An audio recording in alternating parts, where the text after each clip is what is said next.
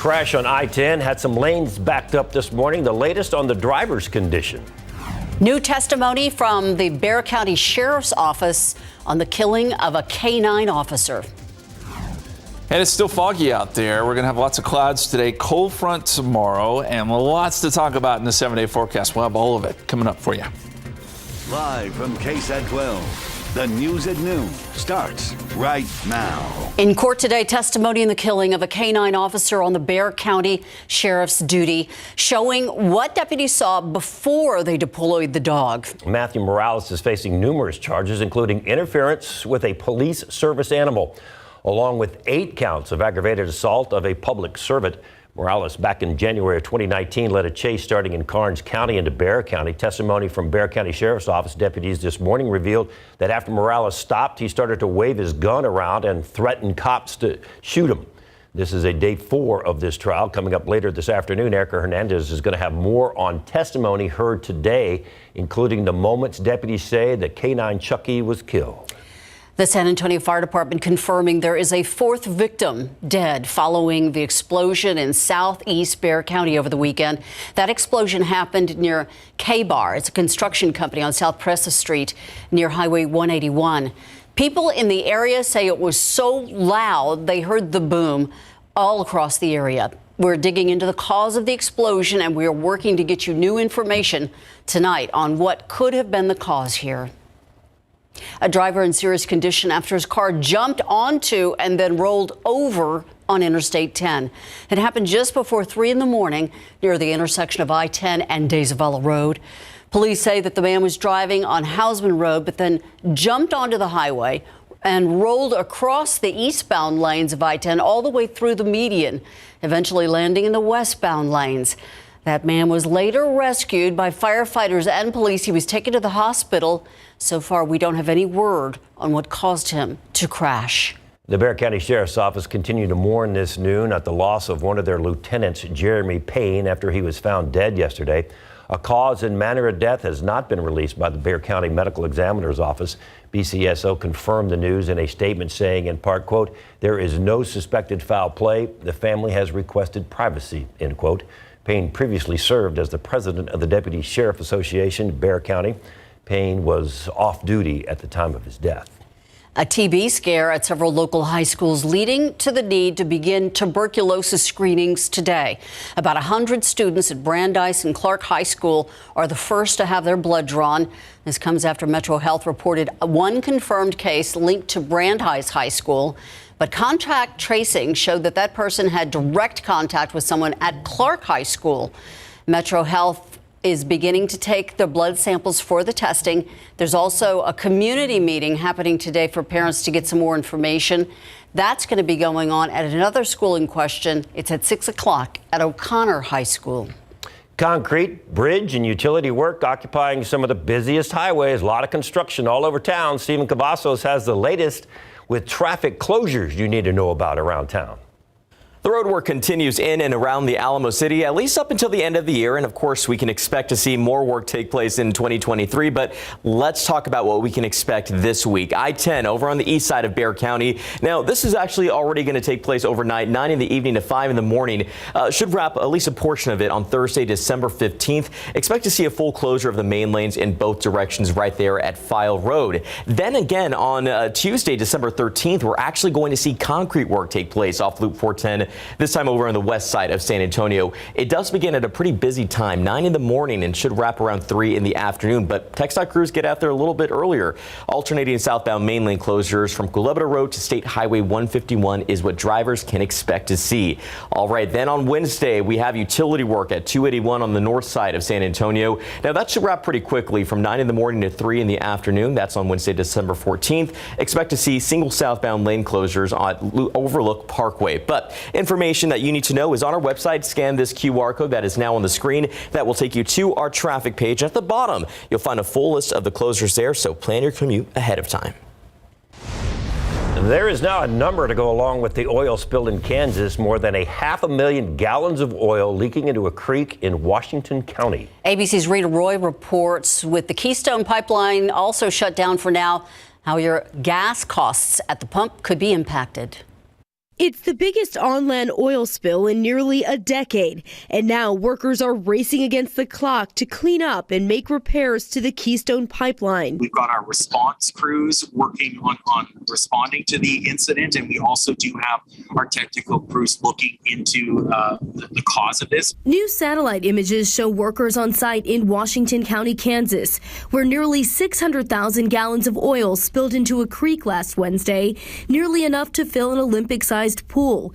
The pipeline operator, TC Energy, says the spill has been contained. The EPA saying crews have built a dam downstream to allow the passage of water and to stop oil from spreading. For now, the pipeline is shut down. So far, no word on a cause. Crews from TC Energy now saying they're investigating along with federal officials. We will not restart our system here until it is safe to do so and until we have regulatory approval. The pipeline carries oil from Canada to refineries in the U.S. Normally about 600,000 barrels moved into Oklahoma per day.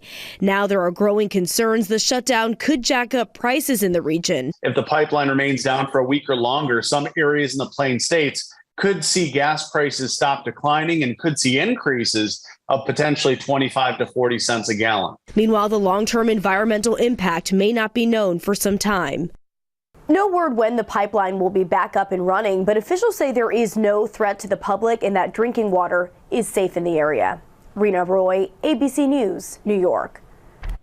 The Texas Longhorns men's head basketball coach has been arrested in Austin. Details coming up in sports.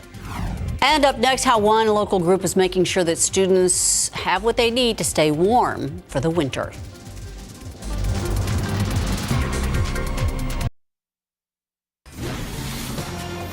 The holiday season just around the corner. It is also the season of giving. Lots of families in our community could use your help staying warm.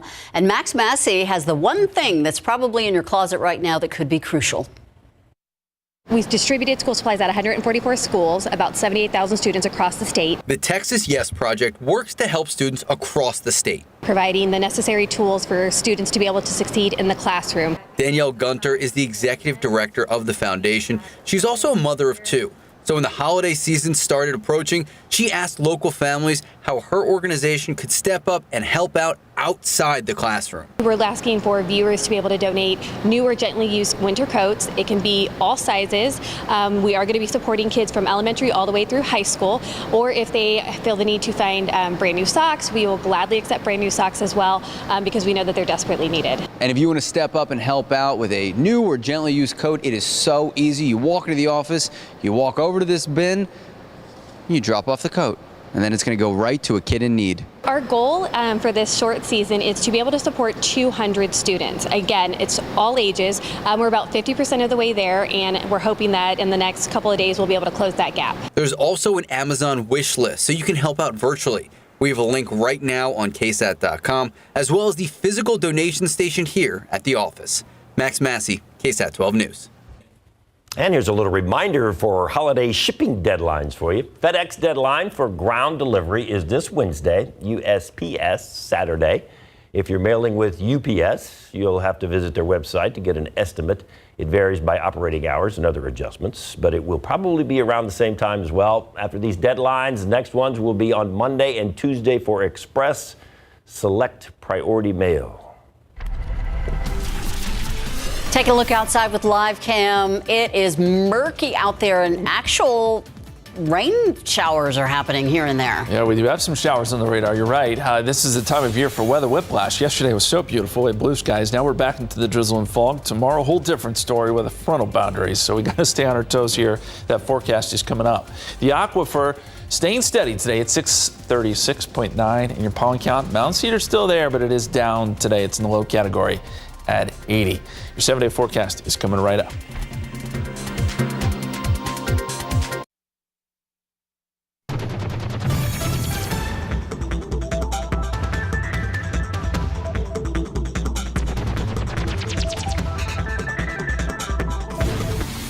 You know, if we were smart, we'd have invested in a tissue company. Oh, yeah. Everybody's got the sniffles, the sneezes, little, cough. Yeah. Yeah. Mountain Cedar certainly making my life so much fun. Well, it's that time of year where it's like, is it allergies? Is it this? Is it that? Well, everyone's coughing around me, so I assumed it was a virus, but I'm thinking, yeah, thank you, Mountain Cedar. It is hard to know. It's hard to know, but Mountain Cedar has shown up, and it's stayed in the count, but it's gone down, thankfully. And we've got a lot of weather whiplash, as we're calling it. You know, yesterday we had blue skies, beautiful dry weather. Now the moisture's returned. But it's brief because we'll get a front tomorrow and it'll sweep it right back out of here. But the moisture return has resulted in fog, and some thick fog at that. We now have a dense fog advisory in effect until 1 p.m. and that makes sense because these numbers are still pretty low. We're still at a quarter of a mile at the airport, close to zero in Bernie. So it's northwestern Bexar County especially where the fog is thick.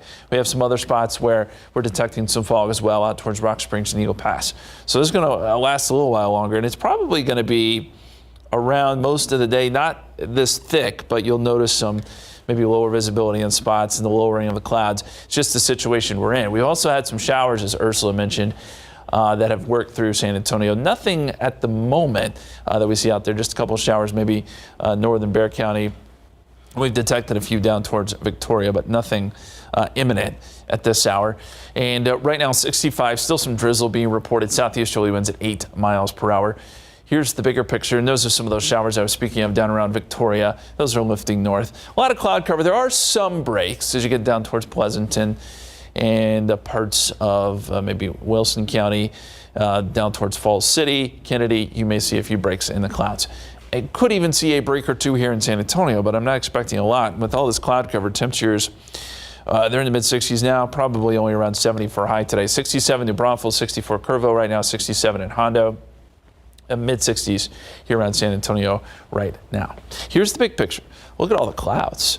A lot of clouds out ahead of this big storm system out west. So snow in the higher elevations. You got some showers and storms in Arizona, but a lot of snow with this, as this is going to cover a lot of real estate.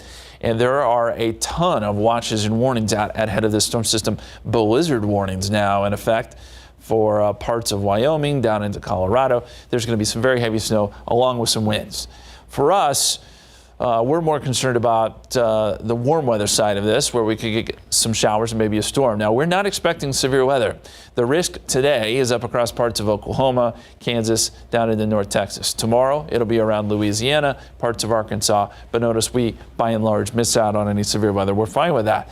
I just don't know that we're going to get a lot of rain either. About a 30% chance of a shower today. Then as we get into tonight, fog and drizzle redevelop, but here comes our front. As of now, we expect it to be here early afternoon. With it, there could be a shower or storm, but notice we only have a 20% rain chance. The better opportunity for rain is going to be off to our north and east.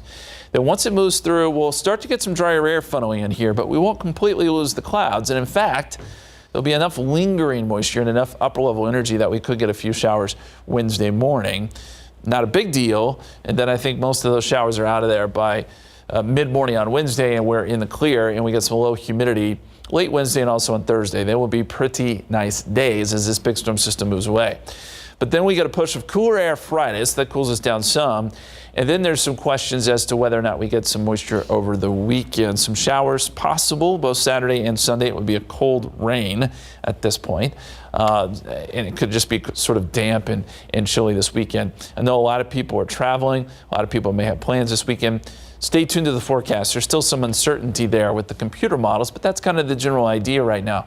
77 tomorrow before that front arrives. This front's not going to give us a big cool down. 67 on Wednesday, but we will get some chillier morning lows Thursday morning, Friday morning, and then there's that chance of rain over the weekend with cooler temperatures, guys. All right. Thank you so much. The latest on the arrest of Chris Beard, the head coach of the Texas Longhorns, coming up, and the Cowboys and Texans had everybody nervous all over the state yesterday.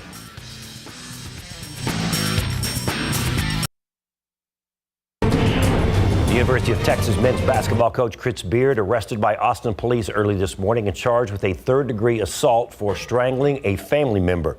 The call came in early this morning. He was booked into the Travis County Jail about 4:18. According to jail records. The incident happened in the Terrytown neighborhood of West Austin. Officers responded to a 911 disturbance urgent call.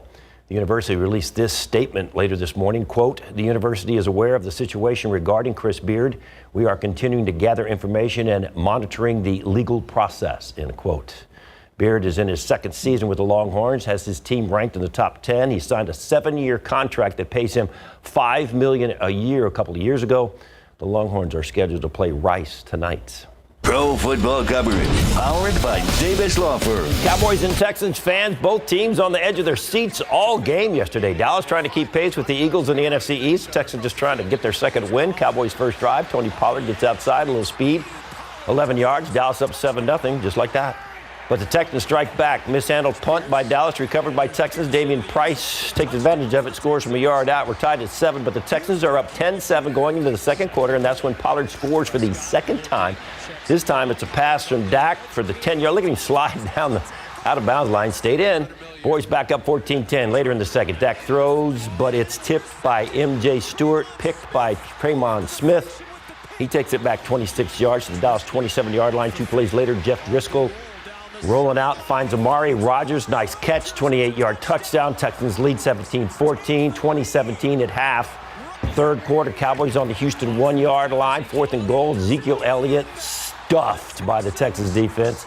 We go to the fourth quarter. It's now 23-17 Houston. 6 minutes to play. Texans by 3. Dak fires to Dalton Schultz, but it's easily picked off by Tremon Smith again.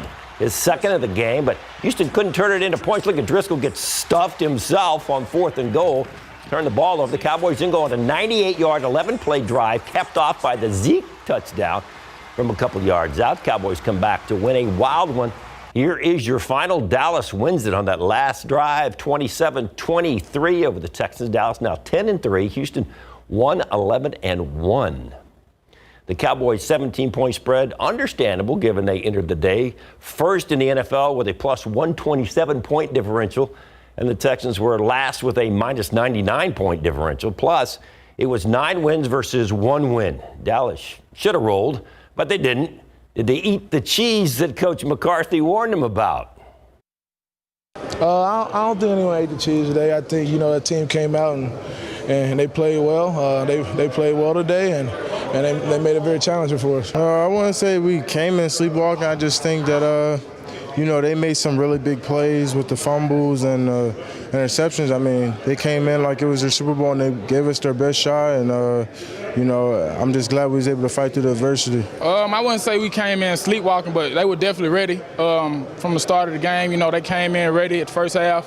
We did a good job adjusting second half, coming out, getting the victory. Yeah, it could have easily gone the other direction, but I never was concerned or worried. I didn't think that we were ever going to lose the game.